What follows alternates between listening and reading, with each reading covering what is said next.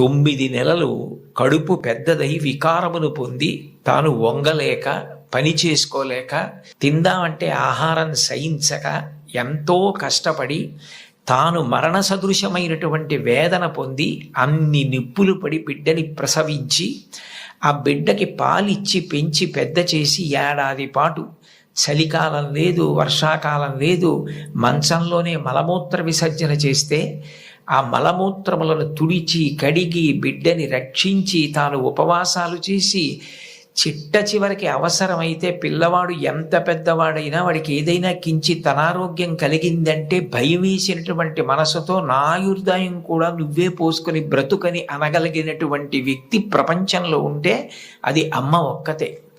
అందుకే అమ్మ లాంటి ప్రాణి లోకంలో లేదు. శాస్త్రాలు కూడా మొట్టమొదటి నమస్కారం ఎవరికి చేయించాయి అంటే మాతృదేవో భవ.